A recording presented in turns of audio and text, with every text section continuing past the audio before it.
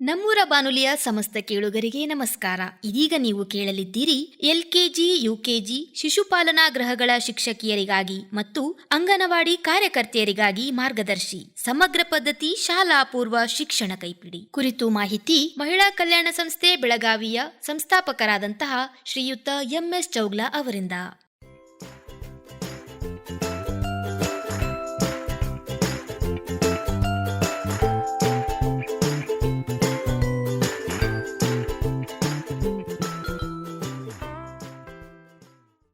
ಆತ್ಮೀಯ ಶಿಕ್ಷಕಿಯರೇ, LKG, UKG ಶಿಶುಪಾಲನಾ ಶಿಕ್ಷಕಿಯರು ಮತ್ತು ಅಂಗನವಾಡಿ ಕಾರ್ಯಕರ್ತೆಯರಿಗೆ ನಾನು ಈ ಮೂಲಕ ತಮಗೆ ತಿಳಿಸುವುದೇನೆಂದರೆ, ಇದು 2026ನೇ ಇಸ್ವಿ ನಮ್ಮ ಅಂಗನವಾಡಿ ಒಂದು ಸಿಲೆಬಸ್ ಪ್ರಕಾರ 2ನೇ ವಾರಕ್ಕೆ ಬರ್ತಕ್ಕಂಥ ವಿಷಯ ಶಾಲೆ ಮತ್ತು ಆಸ್ಪತ್ರೆ. ಈ ವಿಷಯವಾಗಿ ಮಕ್ಕಳಿಗೆ ಮನದಟ್ಟವಾಗಿ ಹೇಳಬೇಕು ಅಂತಂದ್ರೆ, ಮೊದಲು ಅವರಿಗೆ ಶಾಲೆ ಬಗ್ಗೆ ತಿಳಿಸುವುದರ ಜೊತೆಗೆ ಮನೆ ಮೊದಲು ಪಾಠಶಾಲೆ, ತಾಯಿ ಮೊದಲನೇ ಗುರು. ಅಂದ್ರೆ ಮಕ್ಕಳು ಹುಟ್ಟಿದ ದಿನದಿಂದ ತಾಯಿಯ ಮಡಿಲಲ್ಲಿ ಬೆಳೀತಿರ್ತಾರೆ. ಆ ತಾಯಿ ಅನೇಕ ಶಾಲಾ ಪೂರ್ವ ಶಿಕ್ಷಣವನ್ನ ಅವರು ಕೊಡ್ತಿರ್ತಾರೆ. ಉದಾಹರಣೆಗಾಗಿ ಅವರಿಗೆ ನಿಲ್ಲುವುದನ್ನ, ಕೂಡುವುದನ್ನ ಮತ್ತು ಊಟ ಮಾಡುವುದನ್ನ, ಸ್ನಾನ ಮಾಡುವುದನ್ನ, ಮಾತನಾಡುವುದನ್ನ, ಈ ರೀತಿ ಬಟ್ಟೆ ಹಾಕುವುದನ್ನ ಎಲ್ಲವನ್ನು ಆ ತಾಯಿ ಮನೆಯಲ್ಲಿ ಪಾಠ ಮಾಡಿರ್ತಾರೆ. ಆದ್ರೆ ನಮ್ಮ ಅಂಗನವಾಡಿಗೆ ಬರ್ತಕ್ಕಂಥ ಮಕ್ಕಳು ಅಥವಾ ಶಾಲಾ ಪೂರ್ವ ಶಿಕ್ಷಣಕ್ಕೆ ಬರ್ತಕ್ಕಂಥ ಮಕ್ಕಳು ಅಂದ್ರೆ 3 ರಿಂದ 6 ವರ್ಷದ ಮಕ್ಕಳು. ಈ ಮಕ್ಕಳಿಗೆ ನಾವು ಶಾಲೆ ಬಗ್ಗೆ ಮತ್ತು ಆಸ್ಪತ್ರೆ ಬಗ್ಗೆ ಈ ಜನವರಿ 2ನೇ ವಾರ ನಾವು ಅವ್ರಿಗೆ ಪಾಠ ಮಾಡಬೇಕಾಗಿದೆ. ಈ ತರ ಮಾಡುವಾಗ ನಾವು ಮಕ್ಕಳಿಗೆ ಶಾಲೆ ಅಂದ್ರೆ ಏನು, ಅಲ್ಲಿ ಆ ಶಾಲೆಯಲ್ಲಿ ಯಾರು ಇರ್ತಾರೆ, ಆ ಶಾಲೆಯಲ್ಲಿ ಏನೇನ ಪಾಠೋಪಕರಣಗಳು ಪೀಠೋಪಕರಣಗಳು ಇರ್ತಾವ ಅನ್ನೋದನ್ನ ಮನವರಿಕೆ ಮಾಡಿಕೊಡ್ಬೇಕು. ಉದಾಹರಣಾರ್ಥವಾಗಿ ಶಾಲೆಯಲ್ಲಿ ಬ್ಲಾಕ್ ಬೋರ್ಡ್ ಇರ್ತದೆ, ಟೇಬಲ್, ಕುರ್ಚಿ, ಚಾರ್ಟ್ಸ್ಗಳು, ಬುಕ್ಗಳು, ಸೊ ಈ ರೀತಿ ನೀರಿನ ಒಂದು ವ್ಯವಸ್ಥೆ, ಸೊ ಎಲ್ಲ ವಿಷಯಗಳನ್ನ ಮೊದಲು ನಾವು ಅವರಿಗೆ ತಿಳಿಸುವುದರ ಜೊತೆಗೆ ಶಾಲೆಯಲ್ಲಿ ಏನೇನು ಚಟುವಟಿಕೆಗಳು ನಡೀತಾವ ಅಂದ್ರೆ ಅವರಿಗೆ ಓದುವುದನ್ನ, ಬರಹ, ಲೆಕ್ಕಪತ್ರ, ಅಂಕಿಗಳು, ಮೂಲಾಕ್ಷರಗಳ ಬಗ್ಗೆ ಎಲ್ಲ ಮಾಹಿತಿಯನ್ನು ಕೊಡ್ತಕ್ಕಂಥ ಒಂದು ಸ್ಥಳವೇ ಶಾಲೆ ಅನ್ನುವುದನ್ನ ಮಕ್ಕಳಲ್ಲಿ ನೀವು ಅದನ್ನು ಬಿಂಬಿಸಬೇಕು. ಉದಾಹರಣಾರ್ಥವಾಗಿ ಶಾಲೆಯಲ್ಲಿರ್ತಕ್ಕಂಥ ಎಲ್ಲ ಚಟುವಟಿಕೆಗಳು ಏನ್ ನಡೀತಾವ ಅಂದ್ರೆ ಶಿಕ್ಷಕರು ಪಾಠ ಮಾಡ್ತಾರ, ಮಕ್ಕಳು ಅದನ್ನ ಕೇಳ್ತಾರ. ಅದರ ಜೊತೆಗೆ ಏನು ಅಂತಂದ್ರೆ ಈ ಶಾಲೆಯಲ್ಲಿ ಯಾವ ರೀತಿ ಚಟುವಟಿಕೆ ನಡೀತಾವ ಅಂದ್ರೆ ಅಲ್ಲಿ ಆಟಗಳನ್ನ ಆಡಿಸ್ತಾರ, ಶಿಕ್ಷಕರು ಅಥವಾ ಶಿಕ್ಷಕಿಯರು ಪಾಠ ಮಾಡ್ತಾರ. ಆಮೇಲೆ ಅವ್ರಿಗೆ ಒಳ್ಳೆ ಗುಣಗಳನ್ನು ಕಲಿಸ್ತಾರೆ. ಅಂದ್ರೆ ಹಿರಿಯರಿಗೆ ಗೌರವಿಸುವುದನ್ನ, ಮಾತನಾಡುವುದನ್ನ, ಅಕ್ಷರಗಳನ್ನ ಬರೆಯುವುದನ್ನ, ಶಬ್ದಗಳ ಜೋಡಣೆಯನ್ನ, ಈ ತರ ಹಾಡು, ಆಟ, ಪಾಠ ಎಲ್ಲ ನಡೀತಕ್ಕಂಥದ್ದು ಶಾಲೆಯಲ್ಲಿ. ಮಕ್ಕಳಿಗೆ ಮನೋರಂಜನೆಗಾಗಿ ಕಥೆಗಳನ್ನು ಹೇಳ್ತಾರೆ. ಆಮೇಲೆ ಅವರಿಗೆ ಒಳ್ಳೆ ರೀತಿ ಉಪಹಾರವನ್ನು ಕೊಡ್ತಿರ್ತಾರೆ. ಮತ್ತೆ ಉಪಹಾರ ಅಂದ್ರೆ ಏನು ಅಂತಂದ್ರೆ ಪೌಷ್ಟಿಕ ಆಹಾರ. ಆ ಪೌಷ್ಟಿಕ ಆಹಾರದಲ್ಲಿ ಏನೇನು ಇರ್ತದೆ, ಯಾಕೆ ಅದನ್ನು ನಾವು ಸೇವಿಸಬೇಕು ಅಂತಕ್ಕದ್ದನ್ನು ಕಲಿಯೋದ್ರ ಮೂಲಕ ಮಕ್ಕಳು ಒಳ್ಳೆಯ ರೀತಿಯಿಂದ ದೈಹಿಕವಾಗಿ, ಮಾನಸಿಕವಾಗಿ, ಸಾಮಾಜಿಕವಾಗಿ ಅವರು ಬೆಳವಣಿಗೆ ಹೊಂದ್ತಾರೆ. ಈ ಶಾಲೆಯ ಬಗ್ಗೆ ಈ ಜನವರಿ 2ನೇ ವಾರದಲ್ಲಿ 3 ದಿನಗಳನ್ನು ನಾವು ಆಯ್ಕೆ ಮಾಡಿಕೊಂಡು ಈ 3 ದಿನಗಳಲ್ಲಿ ಶಾಲೆಯ ಬಗ್ಗೆ ಸಂಪೂರ್ಣ ಮಾಹಿತಿಯನ್ನು ಮಕ್ಕಳಿಗೆ ಮಾಡಿಕೊಡ್ಬೇಕಾಗ್ತದೆ. ಈ ವಿದ್ಯಾಭ್ಯಾಸ ಮಾಡೋದ್ರಿಂದ ನಮಗೇನು ಪ್ರಯೋಜನ ಅನ್ನೋದನ್ನು ಕೂಡ ಆ ಶಿಕ್ಷಕ ಅಥವಾ ಶಿಕ್ಷಕಿ ಮಕ್ಕಳಿಗೆ ಹೇಳಬೇಕಾಗ್ತದೆ. ವಿದ್ಯಾವನ್ನ ಪಡೆದ್ರೆ ನಾಳೆ ನಾವು ಡಾಕ್ಟರ್ ಆಗ್ಬೋದು, ಇಂಜಿನಿಯರ್ ಆಗ್ಬೋದು, ಶಿಕ್ಷಕರಾಗ್ಬೋದು, ಸೈನಿಕರಾಗ್ಬೋದು. ಈ ತರ ಯಾವ್ಯಾವ ಹುದ್ದೆಗಳು ನಮಗೆ ದೊರೀತಾವ, ನಾವು ಯಾವ ರೀತಿ ಅಭ್ಯಾಸ ಮಾಡಬೇಕು.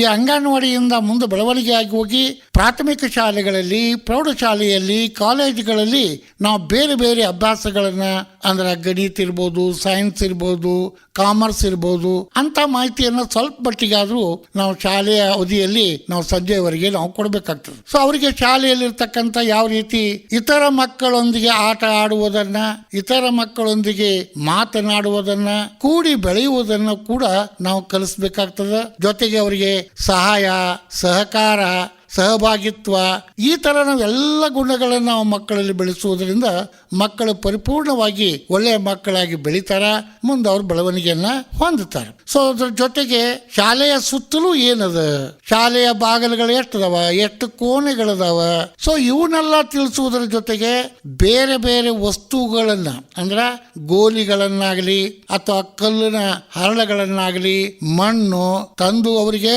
ನಾವು ಎಣಿಕೆಯನ್ನು ಕಲಿಸ್ಬೋದು. ಪ್ಲಸ್ ಪ್ಲಸ್ ಮೈನಸ್ ಕೂಡ ಅವರಿಗೆ ನಾವು ಹೇಳ್ಬಹುದು. ಜೊತೆಗೆ ಶಿಕ್ಷಕರಾದಂಥವರು ಬೇರೆ ಬೇರೆ ಚಾರ್ಟ್ಗಳನ್ನ, ಅಂದ್ರೆ ತರಕಾರಿ ಚಾರ್ಟ್ ಇರ್ಬೋದು, ಇಲ್ಲ ವಸ್ತುಗಳ ಚಾರ್ಟ್ ಇರ್ಬೋದು, ಅಥವಾ ಮೂಲಾಕ್ಷರಗಳ ಬಗ್ಗೆ ಇರ್ಬೋದು, ABCD ಬರಬಹುದು. ಸೊ ಎಲ್ಲ ಚಾರ್ಟ್ಗಳನ್ನ ಒಂದೊಂದಾಗಿ ಒಂದೊಂದು ದಿವಸ ಅವನ್ನ ತೋರಿಸುವುದರ ಮೂಲಕ ಅವರಿಗೆ ಎಣಿಕೆ ಮಾಡುವುದಾಗಲಿ, ಓದುವುದು, ಬರೆಯುವುದು, ಇಂಗ್ಲಿಷ್ ಮೂಲಾಕ್ಷರ, ಕನ್ನಡ ಮೂಲಾಕ್ಷರ, ಹಿಂದಿ ಕೂಡ ನಾವು ಸ್ವಲ್ಪ ಅವರಿಗೆ ಕಲಿಸಬೇಕಾದಂತ ಪ್ರಸಂಗ ಬರ್ತದೆ. ಸೊ ಇದೆಲ್ಲ ಕಲಿಯೋದ್ರಿಂದ ನಾವೆಲ್ಲ ವಿದ್ಯಾವಂತರಾಗ್ತೀವಿ, ಒಳ್ಳೆ ಗುಣಗಳನ್ನು ಪಡಿಬೇಕು ಅಂತಕ್ಕದ್ದನ್ನ ನಾವು ತಿಳಿಸ್ಬೇಕಾಗ್ತದೆ. ಮಕ್ಕಳಿಗೆ ನೀವು ಸುಳ್ಳು ಹೇಳಬಾರದು, ಸತ್ಯವನ್ನ ನುಡಿಬೇಕು ಅಂತಕ್ಕದ್ದನ್ನ ತಿಳಿಸುವುದ್ರ ಮೂಲಕ ಆ ಮಕ್ಕಳಲ್ಲಿ ಜಾಗೃತಿಯನ್ನ ನೀವು ಮೂಡಿಸ್ಬೇಕಾಗ್ತದೆ. ಸೊ ಇದರ ಜೊತೆಗೆ ನಾವು ಶಾಲೆಯ ಸುತ್ತಲೂ ಏನದ ವಾತಾವರಣ ಹೇಗದ, ಮೈದಾನದಲ್ಲಿ ನಾವು ಯಾವ ರೀತಿ ಆಟ ಆಡಬೇಕು, ನಾವು ಯಾರು ಜಗಳಾಡಬಾರ್ದು ಅಂತಕ್ಕದ್ದನ್ನು ಒಳ್ಳೆ ಗುಣಗಳನ್ನು ಕೂಡ ನಾವು ಶಾಲೆಗಳಲ್ಲಿ ನಾವು ಕಲಿಸ್ಬೇಕಾಗ್ತದೆ. ಜೊತೆಗೆ ಮನೆಯಲ್ಲಿರ್ತಕ್ಕಂಥ ಹಿರಿಯರಿಗಾಗಲಿ ಅಥವಾ ತಂದೆ ತಾಯಿಗಳಿಗಾಗಲಿ, ಅಣ್ಣ ತಮ್ಮಂದಿರಿಗಾಗಲಿ ಅವರ ಜೊತೆ ನಾವು ಹೊಂದಿಕೊಂಡು ಹೇಗೆ ನಾವು ಸಹಕಾರ ಮಾಡಬೇಕು ಅಂತಕ್ಕದ್ದನ್ನು ಕೂಡ ತಿಳಿಸ್ಬೇಕಾಗ್ತದೆ. ಇನ್ನು ಊಟದ ಸಮಯದಲ್ಲಿ ಕೈ ತೊಳೆಯುವುದನ್ನು, ಚೆನ್ನಾಗಿ ಕೈ ಒರೆಸಿಕೊಂಡು ಊಟವನ್ನು ಮಾಡೋದನ್ನಾಗಲಿ ಅಥವಾ ತಾಟಿನಲ್ಲಿ ಹೆಚ್ಚೆಚ್ಚು ಹಾಕಿಸಿಕೊಂಡು ಬಿಡಬಾರ್ದು ಅನ್ನೋದನ್ನು ಕೂಡ ನಾವು ಕಲಿಸ್ಬೇಕಾಗ್ತದೆ. ಸೊ ಆ ರೀತಿ ತಮಗೆ ಎಷ್ಟು ಬೇಕು ಅಷ್ಟು ಊಟವನ್ನು ಮಾಡಿ ಒಳ್ಳೆಯ ಶುದ್ಧವಾದಂಥ ನೀರನ್ನು ಕುಡಿಲಿಕ್ಕೂ ಕೂಡ ನಾವು ಅವರಿಗೆ ನಾವು ಮನವರಿಕೆಯನ್ನ ಮಾಡಬೇಕಾಗ್ತದೆ. ಪ್ರಾರ್ಥನೆ ಮಾಡುವಾಗ ಸಾಲಾಗಿ ನಿಲ್ಲುವುದಾಗಲಿ, ಆಟ ಆಡುವುದಾಗಲಿ ಅದನ್ನು ಕೂಡ ನಾವು ಹೇಳಿಕೊಡ್ಬೇಕಾಗ್ತದೆ. ಸೊ ಈ ರೀತಿ ಶಾಲೆಯ ಬಗ್ಗೆ 3 ದಿನಗಳವರೆಗೆ ನಾವು ವಿಶೇಷವಾದಂಥ ಜ್ಞಾನವನ್ನು ಮಕ್ಕಳಿಗೆ ಕೊಟ್ಟದ್ದಾದರೆ ಅವರ ಬೌದ್ಧಿಕ ಮಾನಸಿಕ ಬೆಳವಣಿಗೆ ಆಗಲಿಕ್ಕೆ ಸಾಧ್ಯ ಆಗ್ತದೆ. ಇನ್ನು ಶಾಲೆಯಲ್ಲಿ ಪ್ರಾಥಮಿಕ ಶಾಲೆಗಳಿಗೆ ಹೋದಾಗ ಅಲ್ಲಿ ಹೆಡ್ ಮಾಸ್ಟರ್ ಅಂತೂ ಇರ್ತಾರೆ, ಸಹಾಯಕ ಶಿಕ್ಷಕರಂತ ಇರ್ತಾರೆ, ಮತ್ತು ಶಾರೀರಿಕ ಶಿಕ್ಷಣವನ್ನು ನೀಡ್ತಕ್ಕಂಥ ಶಿಕ್ಷಕರಿರ್ತಾರೆ. ಅಲ್ಲಿ ಡ್ರಾಯಿಂಗ್ ಕಲಿಬೇಕಾಗ್ತದೆ. ಸೊ ಬೇರೆ ಬೇರೆ ಚಟುವಟಿಕೆಗಳು ಅಲ್ಲಿ ನಡೀತಾವ ಅನ್ನೋದನ್ನ ನಾವು ತಿಳಿಸ್ಕೊಡ್ಬೇಕಾಗ್ತದೆ. ಮುಂದೆ ಅವರು ಶಾಲೆಗಳಿಗೆ ಹೋದಾಗ ಇದನ್ನೆಲ್ಲ ಗಮನಿಸಲಿಕ್ಕೆ ಸಾಧ್ಯ ಆಗ್ತದೆ. ಇನ್ನ ಈ ಜನವರಿ 2ನೇ ವಾರದಲ್ಲಿಯೇ ಒಂದು ಶಾಲೆಯ ಜೊತೆಗೆ ಆಸ್ಪತ್ರೆ ಬಗ್ಗೆನೂ ಕೂಡ ನಾವು 3 ದಿನ ಪಾಠ ಮಾಡಬೇಕಾಗಿದೆ. ಆಸ್ಪತ್ರೆ ಅಂದ್ರೆ ಏನು, ಆಸ್ಪತ್ರೆಯಲ್ಲಿ ಯಾರ್ಯಾರು ಇರ್ತಾರೆ, ಅವರು ನಮಗೆ ಏನೇನ್ ಮಾಡ್ತಾರೆ, ಅವರು ಡಾಕ್ಟರ್ ಆದಂತ ಎಫ್ರಾನ್ ಯಾವ ಬಣ್ಣದ್ದು ಹಾಕಿರ್ತಾರೆ, ರೋಗಿಗಳು ಒಳರೋಗಿಗಳು ಹೊರರೋಗಿಗಳು ಬರ್ತಾರಂತ ಹೇಳ್ಬೇಕು, ಯಾರಿಗೆ ಆರೋಗ್ಯ ಸರಿ ಇರುವುದಿಲ್ಲೋ ಅಂತವರಲ್ಲಿ ಆಸ್ಪತ್ರೆಗೆ ಹೋಗ್ತಾರೆ. ಮತ್ತು ಆ ವೈದ್ಯರು ಅವರ ಆರೋಗ್ಯ ತಪಾಸಣೆ ಮಾಡುವುದರ ಮೂಲಕ ಅಥವಾ ಸ್ಟೆಥೋಸ್ಕೋಪ್ ಉಪಯೋಗ ಮಾಡೋದ್ರ ಮೂಲಕ ಅವರನ್ನ ಪರೀಕ್ಷೆ ಮಾಡಿ, ನಾಡಿ ಪರೀಕ್ಷೆ ಮಾಡಿ, ಅವರಲ್ಲಿರ್ತಕ್ಕಂಥ ತೊಂದರೆ ಅಥವಾ ರೋಗವನ್ನು ಗುರುತಿಸಿ ಅವರಿಗೆ ಬೇಕಾದಂತ ಮಾತ್ರೆಗಳನ್ನಾಗಲಿ ಔಷಧಗಳನ್ನು ಅವರು ಕೊಡ್ತಾರೆ. ಇನ್ನು ಆಸ್ಪತ್ರೆಯಲ್ಲಿ ಬೇರೆ ಬೇರೆ ಸೆಕ್ಷನ್ಸ್ ಅಂದ್ರೆ ವಿಭಾಗಗಳಿರ್ತಾವೆ. ಒಂದು ಡಾಕ್ಟರ್ ಕೂಡ್ತಕ್ಕಂಥ ರೂಮು, ನರ್ಸ್ಗಳಿರ್ತಕ್ಕಂಥ ರೂಮು. ನರ್ಸ್ಗಳು ಅಂದ್ರೆ ಅವ್ರು ಎಂತ ಬಟ್ಟೆ ಹಾಕ್ತಾರೆ, ಅವ್ರ ಕೆಲಸ ಏನು, ಸೊ ಯಾವ ರೀತಿ ಇಂಜೆಕ್ಷನ್ ಕೊಡ್ತಾರೆ, so polio, BCG, DPT, TT ದಡಾರಗಳು ಬಂದಾಗ ಮಕ್ಕಳಿಗೆ ಈ ಚುಚ್ಚುಮದ್ದುಗಳನ್ನು ಕೂಡ ಹಾಕ್ತಾರೆ. ಜೊತೆಗೆ ನಿಮ್ಮ ಅಂಗನವಾಡಿಗಳಲ್ಲಾಗಲಿ ಶಾಲೆಗಳಲ್ಲಾಗಲಿ ವೈದ್ಯರು ಭೇಟಿ ಕೊಡ್ತಾರೆ. ಸೊ ವೈದ್ಯರು ಭೇಟಿ ಕೊಟ್ಟಾಕ ಎಲ್ಲ ಮಕ್ಕಳ ತೂಕನೂ ನೋಡ್ತಾರೆ, ಹೈಟು ನೋಡ್ತಾರೆ, ನಿಮಗೆ ಏನೇನೋ ಮಾತ್ರೆಗಳನ್ನು ಕೊಡ್ತಾರೆ. ಅವರನ್ನು ನಾವು ಗೌರವಿಸಬೇಕು, ಅವ್ರಿಗೆ ಹೆದರಬಾರದು, ಅವರ ನಮ್ಮ ಆರೋಗ್ಯ ಸುಧಾರಣೆ ಮಾಡಲಿಕ್ಕೆ ಬಂದಾರ ಅನ್ನೋದನ್ನ ಮಕ್ಕಳಿಗೆ ಗಮನ ಕೊಟ್ಟು ಹೇಳಿದಾಗ ಯಾರಾದ್ರೂ ವೈದ್ಯರು ಬಂದ್ರೆ ಆ ಮಕ್ಕಳು ಹೆದರುವುದಿಲ್ಲ. ನಾವು ಎಷ್ಟೋ ಸಲ ನೋಡ್ತೀವಿ, ಡಾಕ್ಟರ್ ಒಂದು ಎಫ್ರಾನ್ ಹಾಕೊಂಡು ಸ್ಟೆಥೋಸ್ಕೋಪ್ ಕೊಳ್ಳಿಗೆ ಹಾಕೊಂಡು ಬಂದಾಗ ಕೂಡ ಮಕ್ಕಳು ಎಷ್ಟೋ ಮಕ್ಕಳು ಅಳಾಕ್ ಶುರು ಮಾಡ್ತಾರೆ. ಯಾಕಂದ್ರೆ ವೈದ್ಯರು ಅಂದ್ರೆ ಭಯ ಇರ್ತದೆ ಅವ್ರಿಗೆ. ಸೊ ಅವರಲ್ಲಿರ್ತಕ್ಕಂಥ ಭಯ ಹೋಗಬೇಕಾದ್ರೆ ಮೊಟ್ಟ ಮೊದಲು ನಾವು ಆ ಡಾಕ್ಟರ್ ಬಗ್ಗೆ, ವೈದ್ಯರ ಬಗ್ಗೆ, ಆರೋಗ್ಯದ ಬಗ್ಗೆ ಮಕ್ಕಳಿಗೆ ಮಾಹಿತಿ ಕೊಟ್ಟರೆ ಆ ವೈದ್ಯರು ಬಂದಾಗ ಅವರು ಸರಿಯಾಗಿ ತಪಾಸಣೆ ಮಾಡಿಸ್ಕೊಳ್ಳಿಕ್ಕೆ ಅವರಲ್ಲಿ ಧೈರ್ಯ ತುಂಬಿದಂಗೆ ಆಗ್ತದೆ. ಸೊ ಇನ್ನು ಆಸ್ಪತ್ರೆ ಒಳಗೆ ಬೇರೆ ಬೇರೆ ರೋಗಿಗಳು ಬರ್ತಾರೆ. ಕೆಮ್ಮಿದ್ದವ್ರು ಬರ್ತಾರೆ, ತಲೆನೋವು ಅಂತ ಬರ್ತಾರ, ಅಥವಾ ಒಂದೇನೋ ಜ್ವರ ಬಂದವಂತ ಬರ್ತಾರ, ಅಥವಾ ಹೆಣ್ಮಕ್ಳು ಡೆಲಿವರಿಗಳು ಕೂಡ ಅಲ್ಲಿ ಬರ್ತಾರೆ. ಸೊ ನಾವೆಲ್ಲ ಹುಟ್ಟಿದ್ದೆಲ್ಲ ಆಸ್ಪತ್ರೆಗಳಲ್ಲಿ ಅನ್ನೋದು ಕೂಡ ನಾವು ತಿಳಿಸ್ಬೇಕಾಗ್ತದೆ. ಇನ್ನು ಹೆಚ್ಚಿನ ರೋಗ ನಮಗೆ ಬಂದಾಗ ಆಪರೇಷನ್ ಕೂಡ ಅಲ್ಲಿ ನಡೀತದೆ. ಆಪರೇಷನ್ ಅಂದ್ರೆ ಏನಪ್ಪಾ ಅಂದ್ರೆ ಕತ್ರಿ ತೋತಾರೆ, ನಮಗೆ ಅವರು ಇಂಜೆಕ್ಷನು ಕೊಡ್ತಾರೆ, ಹಲ್ಲು ನೋವು ಅಂತ ಬಂದವ್ರಿಗೆ ಅವ್ರಿಗೆ ನೋವು ಕಾಣದಂಗ ಒಂದು ಅನಸ್ತೇಶಿಯಾನು ಕೊಡ್ತಾರಂತಕ್ಕದ್ದನ್ನು ಕೂಡ ನಾವು ಮಕ್ಕಳಿಗೆ ತಿಳಿಸ್ಬೇಕಾಗ್ತದೆ. ಸೊ ನಾವು ರೋಗ ಬರ್ಲಾರ್ದಂಗೆ ನಾವು ಎಚ್ಚರಿಕೆ ವಹಿಸ್ಬೇಕಾದ್ರೆ ಒಳ್ಳೆಯ ನೀರು ಕುಡಿಬೇಕು, ಒಳ್ಳೆಯ ಆಹಾರ ಸೇವಿಸಬೇಕು, ಪೌಷ್ಟಿಕ ಆಹಾರ ತಿನ್ಬೇಕು. ಅಂದಾಗ ನಾವು ಆರೋಗ್ಯವಂತರಾಗಿ ಕೇಳ್ತೀವಿ. ಇಲ್ಲಾಂದ್ರೆ ನಮ್ಗೆ ಯಾವುದೋ ಒಂದು ರೋಗ ನಮಗೆ ಬರಲಿಕ್ಕೆ ಸಾಧ್ಯ ಆಗ್ತದೆ. ಒಳ್ಳೆಯ ಆಹಾರ ತಗೊಂಡವರಿಗೆ ರೋಗ ಬರೋದು ಕಡಿಮೆ. ಮತ್ತು ನಾವು ದಿನ ಬೆಳಿಗ್ಗೆ ಹಲ್ಲು ಉಜ್ಜಬೇಕು, ಮುಖ ತೊಳ್ಕೋಬೇಕು, ಸ್ವಚ್ಛವಾದಂತ ಬಟ್ಟೆಗಳನ್ನ ಹಾಕೋಬೇಕು, ಒಳ್ಳೆಯ ಮಾತುಗಳನ್ನ ಆಡಬೇಕು, ವ್ಯಾಯಾಮ ಮಾಡಬೇಕು, ಆಟ ಆಡಬೇಕು ಅನ್ನೋದನ್ನು ಕೂಡ ಮಕ್ಕಳಿಗೆ ನಾವು ಹೇಳಬೇಕಾಗ್ತದೆ. ಆಮೇಲೆ ನಮಗೆ ಏನಾದರೂ ಜಡ್ಡು ಜಾಪತ್ರೆಗೆ ಹೆಚ್ಚಾದಾಗ ಆಂಬ್ಯುಲೆನ್ಸ್ ಅಂತ ಗಾಡಿ ಬರ್ತದೆ, 108 ಅಂತ ಗಾಡಿ ನಂಬರ್ ಅದ. ಅದ್ರಾಗ ಆ ರೋಗಿಯನ್ನು ಆಸ್ಪತ್ರೆಗೆ ಒಯ್ತಕ್ಕಂಥ ನಮ್ಮ ಸರ್ಕಾರದ ವ್ಯವಸ್ಥೆ ಇದೆ. ಅದನ್ನು ಗಮನಿಸಿ ಕೂಡ ಶಿಕ್ಷಕಿಯರು ಆ ಮಕ್ಕಳಿಗೆ ಹೇಳಬೇಕಾಗ್ತದೆ. ಅದರ ಜೊತೆಗೆ ಏನು ಅಂತಂದ್ರೆ ನಾವು ವೈದ್ಯರ ಕಡೆಗೆ ಹೋದಾಗ ಸುಳ್ಳು ಹೇಳ್ಬಾರ್ದು. ಯಾಕಂದ್ರೆ ಸುಳ್ಳು ಹೇಳೋದ್ರಿಂದ ನಮ್ಮ ರೋಗ ವಾಸಿ ಆಗೋದು ಬಹಳ ಕಷ್ಟ. ಸೊ ಏನ್ ರೋಗ ಅದ ಅಥವಾ ಏನ್ ತೊಂದರೆ ಅದ ಅದನ್ನ ಹೇಳ್ಬೇಕು. ಮತ್ತೆ ನಮ್ಮ ಉಗುರುಗಳನ್ನ ತಕ್ಕೋಬೇಕು. ಸೊ ಎಲ್ಲಾ ಸ್ವಚ್ಛತೆಯನ್ನ ಕಾಯ್ಕೋಬೇಕು. ಮತ್ತೆ ಕಿವಿಯಲ್ಲಿ ಇರ್ತಕ್ಕಂಥ ಏನು ಹೊಲಸಿರ್ತದ ಅದನ್ನು ಕೂಡ ತಕ್ಕೋಬೇಕು. ಸರಿಯಾಗಿ ಸ್ನಾನ ಮಾಡ್ತಲೇ ಸ್ವಚ್ಛ ಇಟ್ಕೋಬೇಕು. ನಿಮ್ಮ ವ್ಯವಸ್ಥೆಯನ್ನು ನೀವು ಮಾಡಿಕೊಂಡ್ರೆ ನೀವು ನಿರೋಗಿಯಾಗಿ ಬದುಕಲಿಕ್ಕೆ ಸಾಧ್ಯ. ಅದಕ್ಕೆ ಹೇಳ್ತಾರ, ಊಟ ಬಲ್ಲವನಿಗೆ ರೋಗವಿಲ್ಲ, ವಿದ್ಯೆ ಇಲ್ಲದವನು ಹದ್ದಿಗಿಂತ ಕಡೆ. ಅಂದ್ರೆ ನಾವು ವಿದ್ಯಾನೂ ಪಡಿಬೇಕು, ನಾವು ನಿರೋಗಿಯಾಗಿರ್ಬೇಕು, ಸದೃಢ ಆಗಬೇಕು. ಆಮೇಲೆ ಯಾರು ಸದೃಢರಾಗಿರ್ತಾರೆ ಅವ್ರ ಮೈಂಡ್ ಏನಾಗ್ತೈತೆ ಅಂತಂದ್ರೆ ಚೆನ್ನಾಗಿ ಬುದ್ಧಿಮಟ್ಟ ಬೆಳವಣಿಗೆ ಆಗ್ತದೆ. ಸೊ ಇದನ್ನೆಲ್ಲ ನಾವು ಆಸ್ಪತ್ರೆ ಮತ್ತು ಶಾಲೆಗಳ ಮೂಲಕ ನಾವು ಪಡಿಬೇಕಾಗ್ತದೆ. ಈಗ ನಿಮ್ಗೆಲ್ಲ ಒಂದು ಆಸೆ ಇರ್ತದೆ, ನಾನು ಡಾಕ್ಟರ್ ಆಗಬೇಕು, ನಾನು ಇಂಜಿನಿಯರ್ ಆಗಬೇಕು, ಸೊ ನಾನೇನಾದ್ರೂ ಒಬ್ಬ ಮಂತ್ರಿನೂ ಆಗ್ಬೇಕು ಅಂತ ಇರ್ಬೋದು. ಸೊ ಅದನ್ನೆಲ್ಲ ನಾವು ಸಾಧಿಸ್ಬೇಕಾದ್ರೆ ಶಾಲೆಗಳಿಗೆ ಹೋಗಿ ತಪ್ಪದೆ ವಿದ್ಯಾ ಪಡಿಬೇಕು. ಮತ್ತು ನಾವೇನು ಆಗ್ಬೇಕಂತ ಇಟ್ಕೊಂಡಿವೋ ಒಂದು ಉದ್ದೇಶ ಅದನ್ನು ನಾವು ಸರಿಯಾಗಿ ಮುಟ್ಟುವಂಗ ನಾವು ಚೆನ್ನಾಗಿ ಅಭ್ಯಾಸ ಮಾಡಬೇಕು. ಮತ್ತು ನಿತ್ಯ ನಾವು ಹಾಲು ಕುಡಿಬೇಕು, ತಪ್ಪಲ ಪಲ್ಯ ತಿನ್ಬೇಕು, ಆಮೇಲೆ ಸರಿಯಾಗಿ ನೀರು ಕುಡಿಬೇಕು. ಎಷ್ಟೋ ಮಕ್ಕಳು ಏನು ಮಾಡ್ತಾರೆ ಅಂದ್ರೆ ಊಟ ಮಾಡ್ತಾರೆ ಆದ್ರೆ ನೀರೇ ಕುಡಿದಿಲ್ಲ.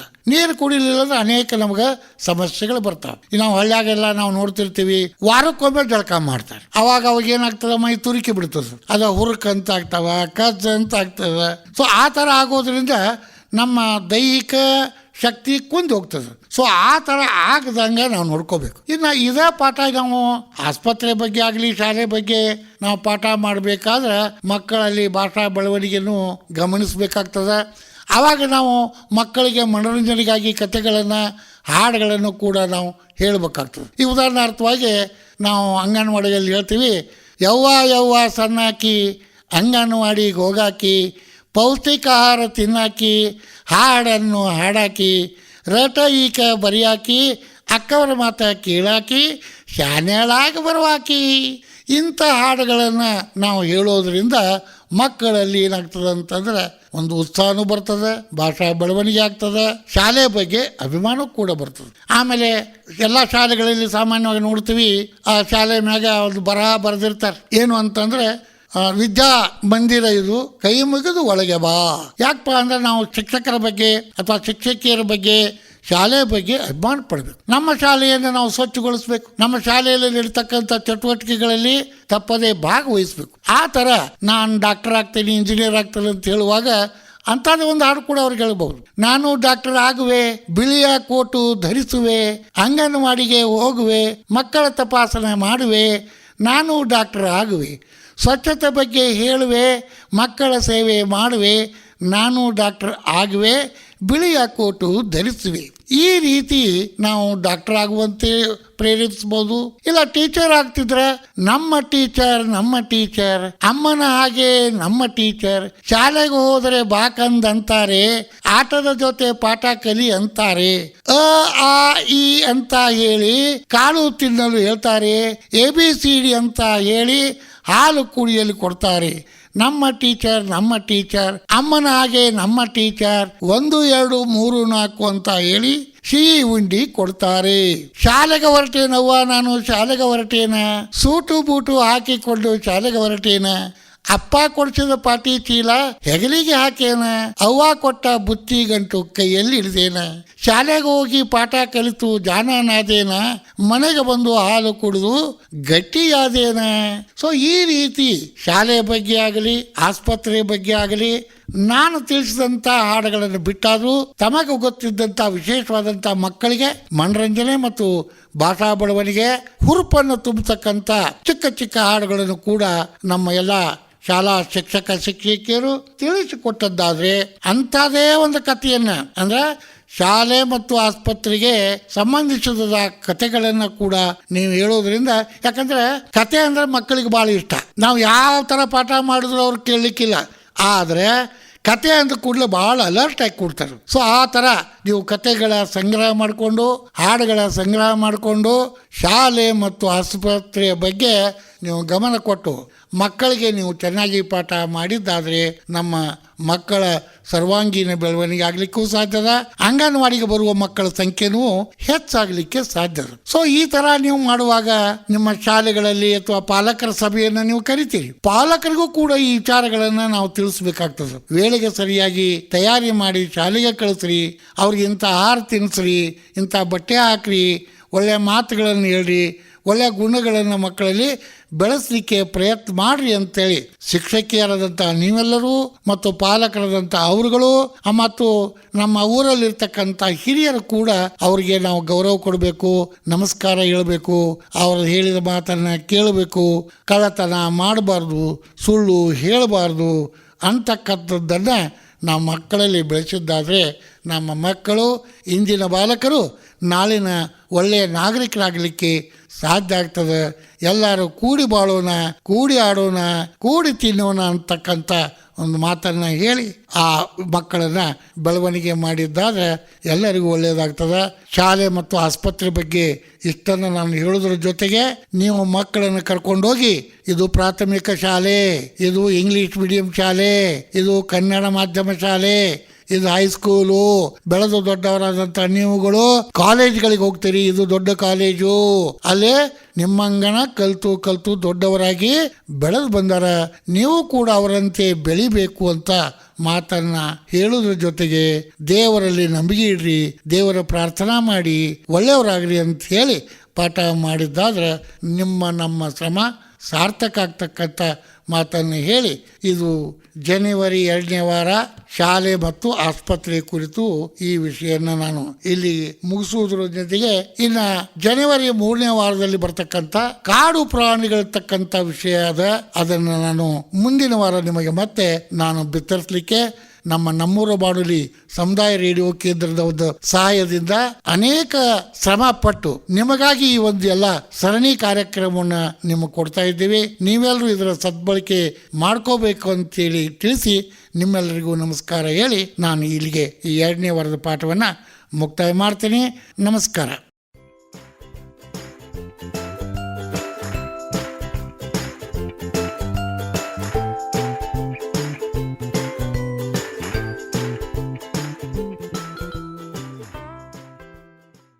ಇದುವರೆಗೂ ಕೇಳಿದಿರಿ LKG UKG ಶಿಶುಪಾಲನಾ ಗೃಹಗಳ ಶಿಕ್ಷಕಿಯರಿಗಾಗಿ ಮತ್ತು ಅಂಗನವಾಡಿ ಕಾರ್ಯಕರ್ತೆಯರಿಗಾಗಿ ಮಾರ್ಗದರ್ಶಿ ಸಮಗ್ರ ಪದ್ಧತಿ ಶಾಲಾ ಪೂರ್ವ ಶಿಕ್ಷಣ ಕೈಪಿಡಿ ಕುರಿತು ಮಾಹಿತಿ ಮಹಿಳಾ ಕಲ್ಯಾಣ ಸಂಸ್ಥೆ ಬೆಳಗಾವಿಯ ಸಂಸ್ಥಾಪಕರಾದಂತಹ ಶ್ರೀಯುತ MS ಚೌಗ್ಲಾ ಅವರಿಂದ.